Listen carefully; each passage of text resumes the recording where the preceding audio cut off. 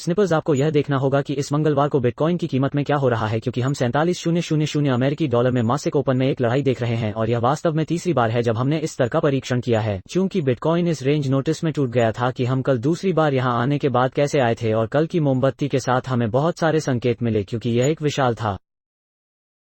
43,000 तक की बाती के साथ मोमबत्ती 47,000 तक सभी तरह से, और हमने निर्धारित किया कि बाजार में मजबूत विक्रेता थे क्योंकि खरीदार थे, और इसलिए अभी इस प्रमुख संरचनात्मक प्रतिरोध और मासिक खुले का हमारा अगला परीक्षण, मुझे लगता है कि यह अंतिम लड़ाई है जो बेल के पास होने वाली है अगर वे आगे की ओर बढ़ना चाहते हैं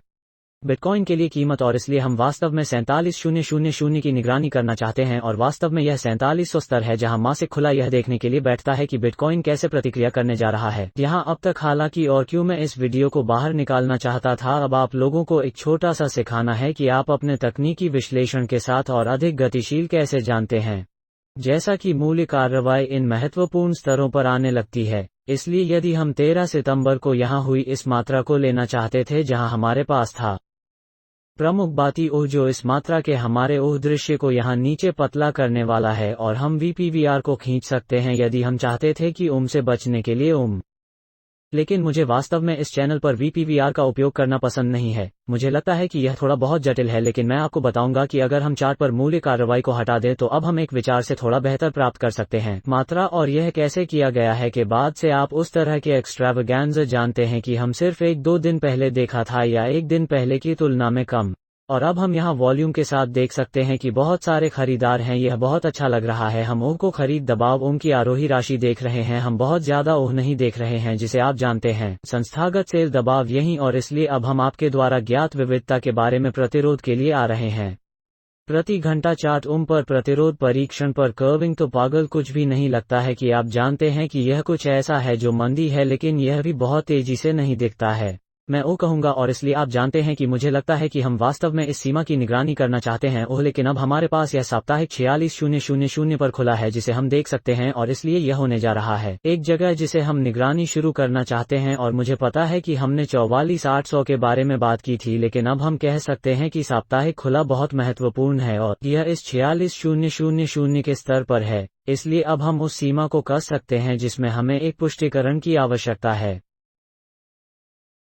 दिशा के बारे में हम क्या मान सकते हैं कि अगर बिटकॉइन अब 46,000 अमेरिकी डॉलर को पार करने जा रहा है तो यह ब्रेकिंग पॉइंट होगा जो संभावित रूप से 44 मान लेगा। 800 रिटायर्ड होने जा रहा है और भगवान के लिए समीकरण में आ रहा है, जानता है कि आप जानते हैं कि भगवान जानता है कि इस बिंदु पर आप कितनी बार जानते हैं, 2 बार, तीसरी, चौथी बार। पहले से ही आप जानते हैं कि 44,800 में इस समर्थन का 5वां परीक्षण 38,000 36,000 तक टूट सकता है, क्योंकि हम पता है कि संस्करणों को पहले से ही 41,950 तक साफ कर दिया गया है। अब हम वास्तव में यह जान सकते हैं कि अगर 46,000 टूटता है तो नकारात्मक पक्ष के जोखिम के लिए कम उपयुक्त हो। यह इस बिंदु पर इसे बनाते हैं या इसे तोड़ते हैं, लेकिन अगर हम 47,000 से ऊपर प्राप्त कर सकते हैं तो अब हम कुछ उल्टा दबाव मानना शुरू कर सकते हैं ताकि आप जान सके कि अपने आप में ही है एक 2% सीमा। इसलिए मुझे नहीं लगता कि अगर आप जानते हैं कि क्या आप इस बाजार को प्रशिक्षित कर रहे हैं तो ओह 2% ओह को सहन करने के लिए बहुत लंबा होने जा रहा है। बेशक गति धैर्य यहाँ एक गुण है ओह, और इसलिए मुझे लगता है कि अब हम वास्तव में ओह अंत में देख सकते हैं कि बिटकॉइन यहाँ क्या करना चाहता है, और मुझे लगता है कि यह बहुत जल्द होने वाला है। इसलिए हम हैं इस बिंदु पर 46,000 से 47,000 की निगरानी करने वाला है, और मैं बाजार के बाहर घूमने वाले हिस्सों के बारे में बात करना चाहता हूं। मैं बहुत गहराई से नहीं जा रहा हूं इथेरियम और ऑल्टकॉइनों के साथ आज, क्योंकि मुझे लगता है कि हमने पिछले कुछ हफ्तों के लिए काफी कठिन ड्रिल किया है ओह, लेकिन एहसास है कि इथेरियम के साथ अगर हम ऊपर नहीं जा सकते हैं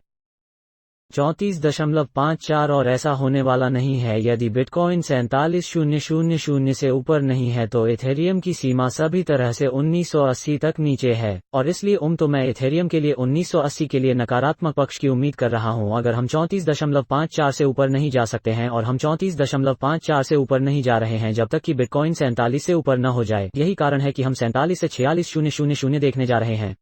यह बहुत महत्वपूर्ण ऊह है, लेकिन अभी अमेरिकी डॉलर के साथ हम यहाँ 92.62 से ऊपर कुछ ताकत देख रहे हैं, जो एक प्रमुख स्तर है। इसलिए ध्यान दें कि हमारे पास ये दो मोमबत्तियां हैं, जिनमें से एक में एक तेजी की पूंछ है और अब अगले एक इस स्तर को तोड़ने की कोशिश कर रहा है। हमने इस स्तर का उल्लंघन किया है। अगला लक्ष्य 93.82 है स्तर, और यह वो क्षेत्र है कि यदि हम इस क्षेत्र से ऊपर आते हैं तो हम उस क्षेत्र से ऊपर नहीं हैं। 2020 के मध्य से हम बाद के भाग के माध्यम से इस सीमा में हैं 2020 का, लेकिन हम बहुत लंबे समय से इस क्षेत्र से ऊपर नहीं रहे हैं और इसलिए हम इस क्षेत्र के नोटिस से ऊपर उठना शुरू करते हैं कि यह एक प्रमुख कैसे है। प्रमुख प्रतिरोध और समर्थन के साथ संगम का क्षेत्र, यही वो है जो मैं क्रिप्टोकरेंसी बाजार में पारंपरिक बाजारों को वास्तव में प्रभावित करने की उम्मीद कर रहा हूं। इसलिए यह 93.82 पर स्तर है जिसे हम DXY के लिए मॉनिटर करना चाहते हैं यदि हम शुरू करना चाहते हैं। सायरन की घंटी बजती है, लेकिन आप जानते हैं कि मुझे नहीं लगता कि फेड्स एक तरह से दूर होने जा रहे हैं जो इन बाजारों को दुर्घटनाग्रस्त करने जा रहा है। इसलिए यह देखना दिलचस्प होगा कि यह DXY कैसे चलता है, लेकिन हम हैं सामना करना पड़ रहा है और 92.62 से ऊपर जाने की कोशिश कर रहा है और अब हम इस स्तर की सीमा में वापस आ गए हैं जो किसी बिंदु पर हमें घंटी बजाते हैं अगर हम पार करना शुरू करते हैं 93.82, क्योंकि यह निश्चित रूप से क्रिप्टोकरेंसी बाजार में पारंपरिक बाजारों को नकारात्मक पक्ष पर प्रभावित करेगा, क्योंकि अमेरिकी डॉलर को मजबूत करने से हम सभी जानते हैं कि इसका क्या मतलब है और इसलिए हम इसकी निगरानी करने जा रहे हैं। SP 500 में आप जानते हैं कि मैं इसके बारे में बात कर रहा हूं और यह वास्तव में अभी तक DXY पर प्रतिक्रिया नहीं करता है। यह सिर्फ इन से उछलता है जिसे आप दैनिक जानते हैं।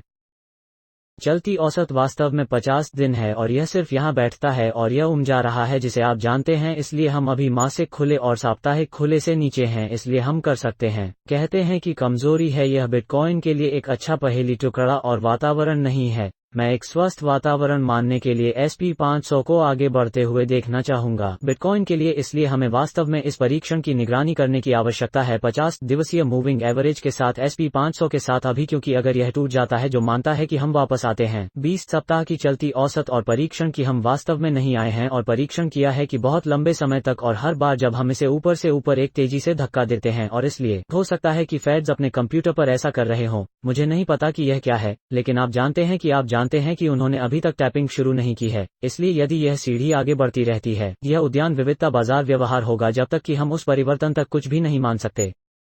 लेकिन यही हम यहाँ निगरानी करना चाहते हैं, क्योंकि हम अभी नीचे रास्ते पर हैं तो देखते हैं कि यह कैसे प्रतिक्रिया शुरू करने जा रहा है। और क्योंकि DXY 93.82 से ऊपर नहीं चला गया है, मुझे नहीं लगता कि अंतर्राष्ट्रीय स्तर पर अन्य बाजारों ने वास्तव में उस पर प्रतिक्रिया व्यक्त की है और इसलिए जापान यहाँ ताकत देख रहा है जो आज अंत में नए वार्षिक उच्च स्तर को देख रहा है जो अद्भुत है। और द चाइनीज यहाँ सूचकांक ऐसा लगता है कि यह जापान का अनुसरण करने वाला है और शायद आओ और मेरी राय में कुछ नए वार्षिक ऊंचाइयों को देखें क्योंकि जापान ने इस ध्वज सोने के साथ एक ही काम किया है जो आज ताकत देख रहा है। को देखने के लिए अच्छा है, लेकिन याद है कुछ भय और संस्थागत पूंजी को इंगित करता है, इसलिए यह इस पिछले प्रतिरोध से ऊपर मजबूत दिखता है जो अब का समर्थन करता है।